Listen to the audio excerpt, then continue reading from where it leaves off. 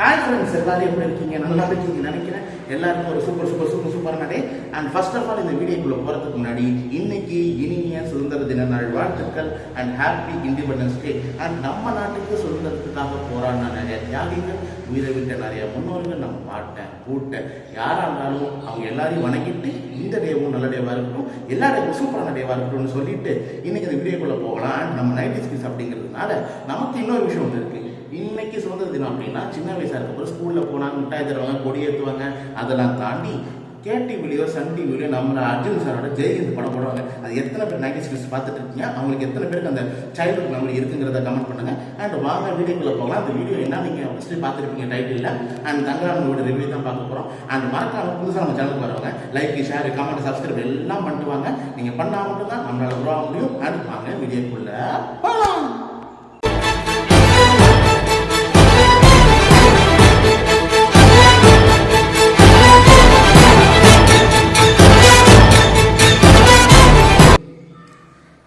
சொன்ன மாதிரி தங்கலாம் யாரு? நம்ம சியான் விக்ரம் அவர்களோட நடிப்புல ரஞ்சித் இருக்காங்களே, அவங்களோட டைரக்ஷன்ல, ஜிவி பிரகாஷ் குமார் மியூசிக்ல, ஸ்டூடியோ வீனோட ப்ரொடக்ஷன்ல ஒரு 2 வருஷமா, ஐ திங்க் 1.5 வருஷமாச்சும் இருக்குன்னு நினைக்கிறேன்.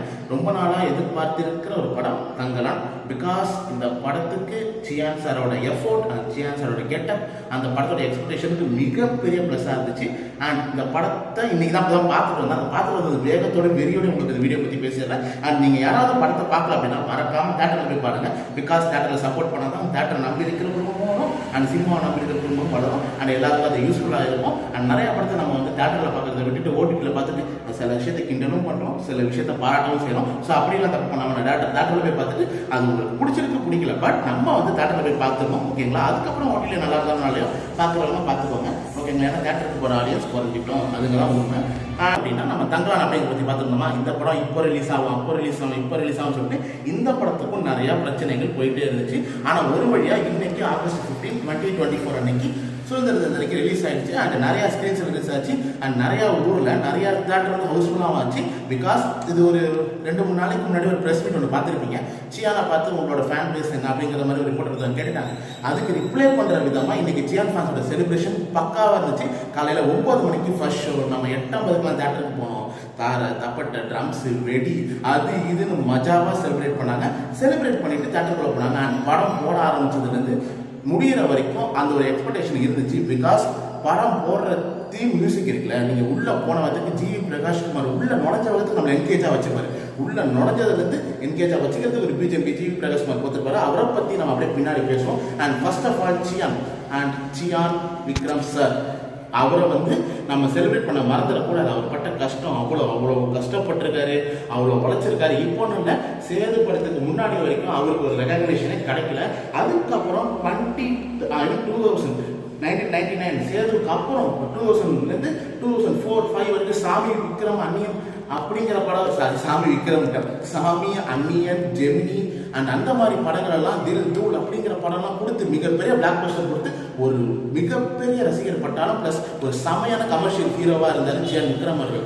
அதுக்கப்புறம் அந்நியனுக்கு அப்புறம் மறுபடியும் அவரோட ஒரு நம்ம சொன்னார், அவர் லாஸ்ட் இன்டர்வியூல சொன்னார், நான் வந்து சாமி விக்ரம் பண்ணவன் தான், தூள் பண்ணவன் தான், சாமி விக்ரம்னே வருது, சாமி தூள் தில் மாதிரி படம் பண்ணவன் தான். எனக்கு அந்த மாதிரி படம் பண்ண தெரியும், பட் நான் சினிமாவை அந்த அடுத்த லெவலுக்கு கூட்டிகிட்டு போகணும் அப்படிங்கிறதுக்காக பண்ண படங்கள் தான் அந்நியன், தெய்வ திருமகள் அண்ட் ஆல்சோ கோப்ரா. ஆல்சோ எனக்கு ரொம்ப பிடிக்கும், பட் கோப்ரா வந்து அந்த அளவுக்கு ரீச் ஆகல. நல்ல படம் தான். அவரோட நடிப்பு அந்த கதைக்கான வந்து சூப்பராக இருக்கும். ஓகே, கம்பேக் டு தங்கலான் படத்தோட கதை என்ன?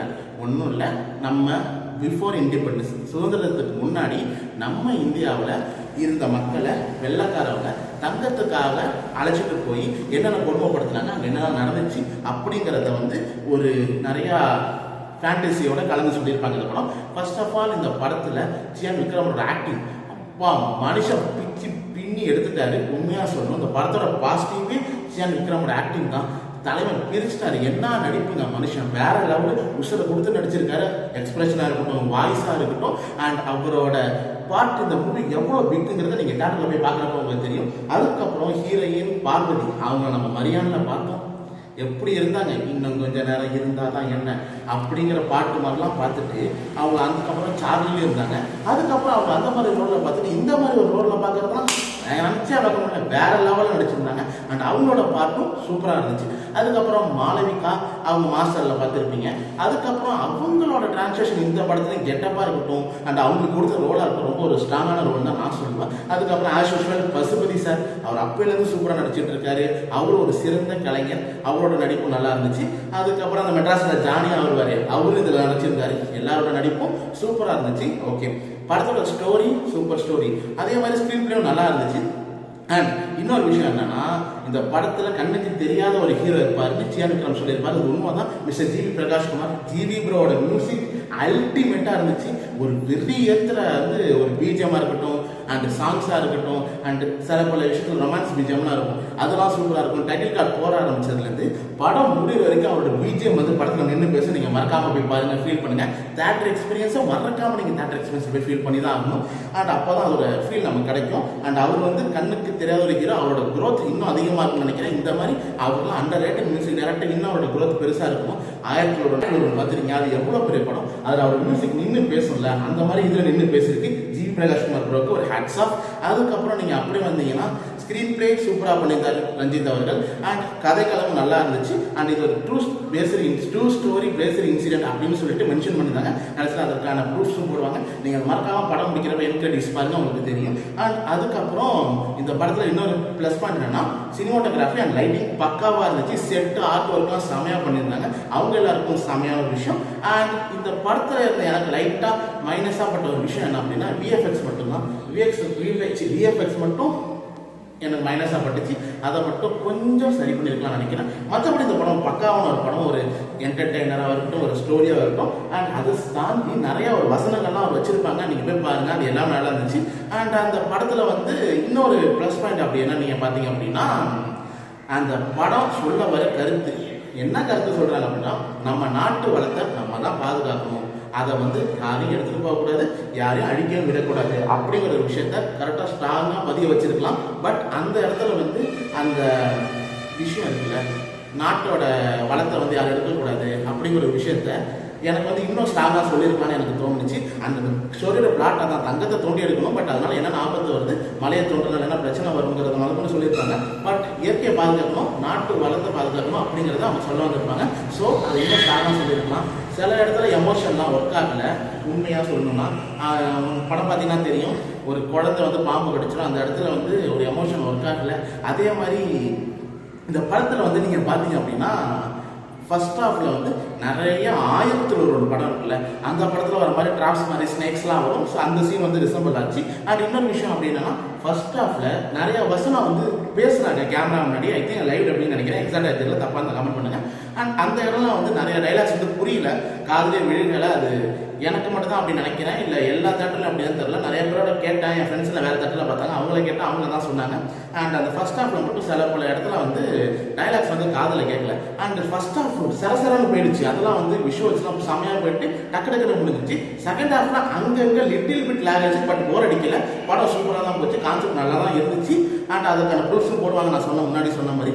அதுக்கப்புறம் நீங்கள் படத்தை போய் தேட்டரில் போய் பாருங்க, உங்களுக்கு ஒரு புதிய எக்ஸ்பீரியன்ஸாக இருக்கும். அண்ட் பை சவுண்டாகவும் சரி, விஷுவல்ஸாகவும் சரி, ஸ்டோரியாகவும் சரி. அண்ட் தங்களான ஒரு தமிழ் சினிமாவுக்கு கிடைச்ச ஒரு வரம் தான் சொல்லுவோம், நல்ல படம் தான், ஒரு புது முயற்சி. இது எடுத்துக்காக நீங்கள் போய் சப்போர்ட் பண்ணி தான் ஆகணும். அண்ட் இன்னொரு விஷயம் என்ன அப்படின்னா, படத்தை போய் தேட்டரில் பாருங்க.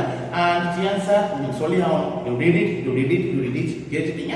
அண்ட் அந்தந்த இடத்துல அந்த மாணவிக்கா வந்து ஒரு சவுண்ட் ஒன்று விடுவாங்க.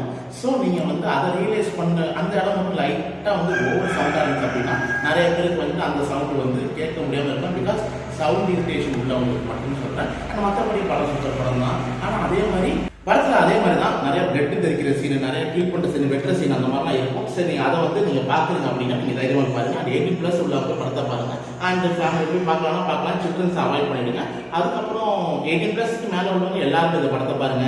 அண்ட் அதுக்கப்புறம் படத்தை நிறைய என்ஜாய் பண்ணுறாங்க, தேட்டர் எக்ஸ்பீரியன்ஸை ஃபீல் பண்ணுங்க, சாமியாக செலிப்ரேட் பண்ணுங்க. அண்ட் அதுக்கப்புறம் மாளவிகாவுக்கும் சியான் சாருக்கும் ஒரு டிரான்சாக்ஷன் ஒன்று இருக்கும், நான் சொல்ல மாட்டேன், நீங்கள் போய் தேட்டரில் பாருங்க. அது ஒரு சஸ்பென்ஸாக தான் இருக்கும். பட் அந்த இடத்த ரிவீல் பண்ணுற விதமும் கொஞ்சம் வந்து எனக்கு வந்து கம்மியாக பட்டுச்சு. இன்னும் கொஞ்சம் ஸ்ட்ராங்காக சொல்லியிருக்கலாம், மனசில் பதில் மாதிரி மாசாக பண்ணியிருக்கலாம். அதே மாதிரி அந்த ஸ்டோரி வந்து இன்னும் கொஞ்சம் டச்சிங்காக இருந்திருக்கலாம் அப்படின்னு எனக்கு தோணுச்சு. மற்றபடி நல்ல படம் தான், பார்க்கவே முடியாத அளவுக்கு படம் கிடையாது. அண்ட் நல்ல படம் நீங்கள் தேட்டரில் போய் கண்டிப்பாக பாருங்க. அண்ட் சியான் சார் ஆக்டிங், அதுக்கப்புறம் ஸ்டோரி பிளாட், மியூசிக், உங்கள் சினிமாட்டோகிராஃபி அண்ட் ஸ்டோரி லைன் எல்லாமே விஷுவல்ஸ்லாம் உங்களுக்கு புதுசாக வந்து ஒரு உலகத்தை கூட்டு போகிற மாதிரி இருக்கும். மறக்காம தேட்டரில் போய் பாருங்க. அண்ட் மறக்காம எல்லா படத்துக்கும் சப்போர்ட் பண்ணுங்க. சின்ன படம் பெரிய படம்ல எல்லா படமும் ரீச் ஆகுது. அண்ட் எல்லா படமும் ரீச் ஆகும், எல்லாரும் வளரணும் தான் என்னோட எண்ணம். அண்ட் எல்லாரும் ஹாப்பியா இருக்கும், நல்லா இருக்கும், நல்லா இருக்கும். Once again happy independence day. And மறக்காம நம்ம சேனலுக்கு வரவங்க லைக், ஷேர், கமெண்ட், சப்ஸ்கிரைப் பண்ணுங்க, சப்போர்ட் பண்ணுங்க. நீங்க சப்போர்ட் பண்ணாம நம்ம சேனல் உருவாகும். அண்ட் அடுத்து என்ன வீடியோ பார்க்கலாம் அப்படிங்கறத சொல்லுங்க. அதுக்கப்புறம் டிமாண்டி கால் இன்டு அந்த படம் மேக்ஸிமம் இன்னைக்கு ஈவினிங் அப்படின்னா நாளைக்கு பார்த்துருவேன். 2 நாள் நாளைக்கு இல்லை இன்னைக்கு ஈவினிங்குள்ள ரிவ்யூ வந்துடும். அண்ட் அதுக்கு சப்போர்ட் பண்ணுங்க. Thank you so much. Bye. Keep support. Be happy. Be smile for our.